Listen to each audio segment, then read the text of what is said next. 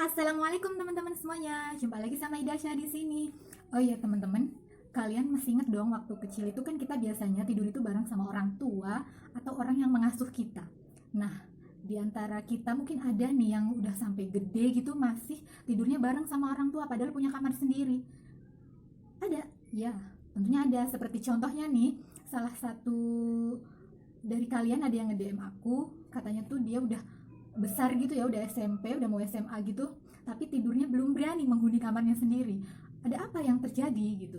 Nah, dan dia itu minta banget, Kak, tolong dong minta tipsnya gitu, bagaimana caranya biar dia bisa betah di kamar, biar bisa berani tidur sendiri di kamar. Nah, oke teman-teman, sebelum lanjut ke videonya, jangan lupa di like, subscribe, silahkan di komen dan juga di share ke seluruh sosial media kalian.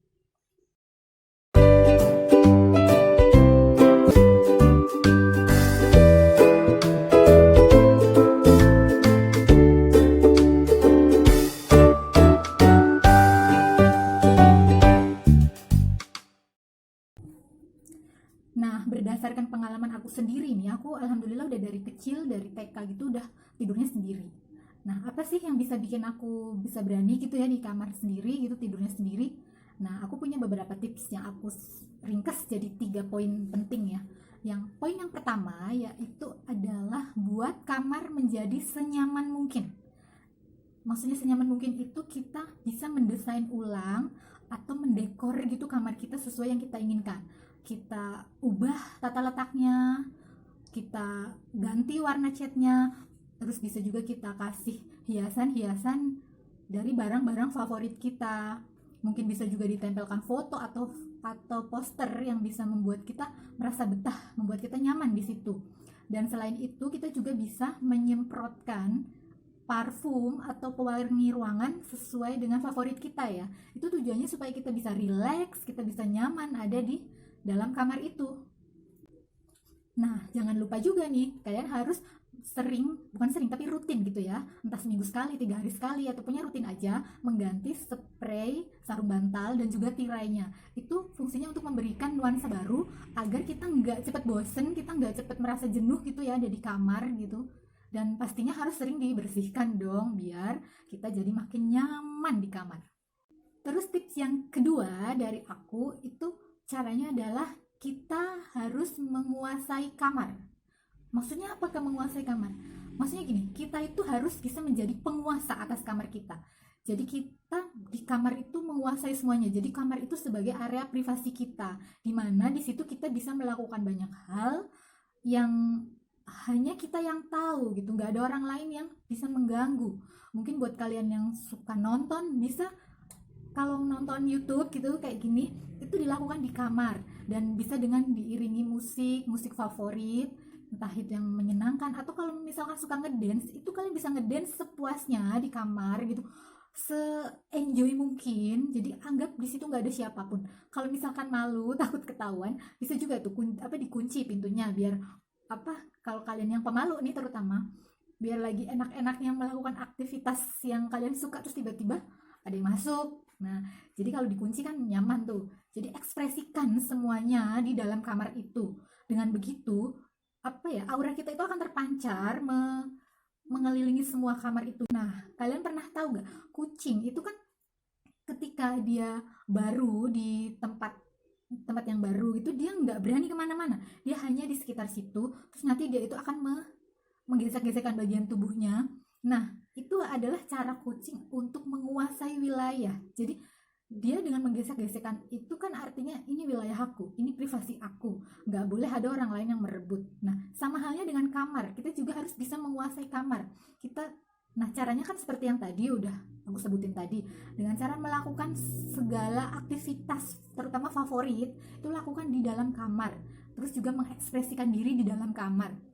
Nah, terus nih untuk yang muslim, itu kalian juga biasanya yang punya rasa takut gitu ya, takut dengan hal-hal yang nggak masuk akal gitu. Nah, kalian harus mengisi kamar kalian itu dengan alunan-alunan ayat suci Al-Quran, sering mengaji, sholawat gitu, sholat di situ ya di kamar. Nah, biar kalau memang ada makhluk-makhluk gaib yang turut menghuni kamar kalian, itu mereka akan pergi dengan sendirinya. Dan mungkin untuk yang non muslim juga kalian bisa mencoba untuk berdoa atau beribadah di kamar kalian sendiri dengan khusyuk ya tentunya. Nah, Kak, aku tuh udah ngelakuin semuanya, kamarku udah didekor ulang, udah semuanya aku rapihin sesuai dengan favorit aku juga udah melakukan segala aktivitas favorit di dalam kamar. Tapi kenapa ya kok aku masih aja takut? Rasanya tuh kayak gimana gitu, kayak kalau pas masuk itu suka misalnya di pojokan tuh kayak ngelihat apa gitu. Terus kalau ngeliat tirai suka kayak kebayang-bayang apa gitu. Apalagi kalau habis melihat film horor gitu ya, serem gitu rasanya. Apalagi kalau lampunya dimatiin, serem kan. Nah, pasti ada yang ngalamin hal seperti itu kan. Nah, tips aku yang ketiga ini adalah lawan rasa takut atau rasa tidak nyaman itu. Iya, karena banyak yang bilang ya, pakar psikologis banyak yang bilang kalau semua itu adalah ilusi. Ilusi itu datangnya dari pikiran kita, dari sugesti kita. Nah, di sini aku menyarankan supaya kalian itu membuang jauh-jauh semua ilusi-ilusi itu yang membuat kalian tidak nyaman. Caranya gimana? Caranya itu cari tahu dulu penyebabnya. Apa sih yang membuat kalian takut? Misalnya, takutnya tuh kalau ngelihat jendela gitu ya. Nah, jendelanya harus ditutup. Di situ digunakan tirai yang cerah ya, warnanya cerah supaya tidak ada kesan gelap, tidak menimbulkan rasa takut. Nah, kalau sudah tahu sebabnya kan harus ada solusinya tuh bagaimana. Ya tadi seperti hal-hal yang mendatangkan rasa takut untuk kita itu kita singkirkan. Kita ganti dengan sesuatu yang baru yang membuat kita lebih nyaman, lebih rileks, lebih bersemangat gitu ya. Karena kan nggak mungkin dong kalian sampai gede, sampai menikah masih mau tidurnya sama orang tua terus. Itu jadinya kan kesannya kayak anak manja. Nah, kalau sudah tahu tadi penyebabnya apa, udah tahu solusinya juga, terus yang selanjutnya adalah ubah mindset kalian. Ya, ubah pola pikir kalian. Jangan terpengaruh lagi. Jadi ciptakan ilusi-ilusi yang positif di pikiran kalian. Misalkan tiba-tiba kalian itu habis nonton film horor gitu ya, terus teringat pas nengok jendela, oh gitu ya, jadi takut gitu. Nah, kalian di sini harus membuang pikiran itu.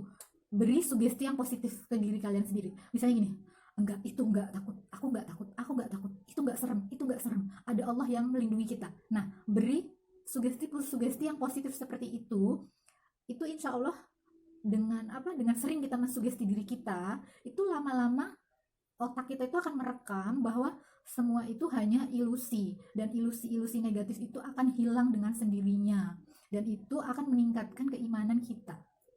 Kalian juga pernah lihat dong yang namanya pakar hipnotis, yang kayak gitu-gitu, itu semuanya main pikiran. Nah, kita juga bisa menghipnotis diri kita sendiri ya dengan cara memberikan sugesti-sugesti. Ketika mungkin mau tidur, kita berdoa, terus di situ kita meyakini dan seolah-olah kayak berbicara dalam hati gitu. Kalau tempat ini aman, tempat ini nyaman, kamar ini adalah kamarku, di sini aku nyaman, di sini tidak ada yang mengganggu, tidak ada makhluk-makhluk yang menyeramkan seperti dalam pikiranku. Buang semuanya, beri sugesti yang positif bahwa aku mampu, aku bisa, aku berani gitu ya. Nah, insya Allah kalian akan timbul rasa berani dengan sering disugesti seperti itu. Nah, oke teman-teman, itu dia tadi tips-tips dari aku, semoga bermanfaat ya. Buat kalian yang suka dengan video ini, jangan lupa di like, subscribe, dan buat yang ingin tips yang lain silahkan di komen, atau yang ingin menambahkan tips apa lagi yang bisa membuat kita semakin nyaman di kamar, semakin kita berani menghuni kamar kita sendiri, silahkan tulis di komen biar teman-teman yang nonton juga jadi tambah gitu ya pengetahuannya, jadi semakin berani untuk tidur sendiri di kamarnya. Oke. Terima kasih sudah menonton video ini sampai selesai. Jangan lupa tonton video-video aku yang lainnya. Sampai ketemu lagi. Assalamualaikum warahmatullahi wabarakatuh. Dadah.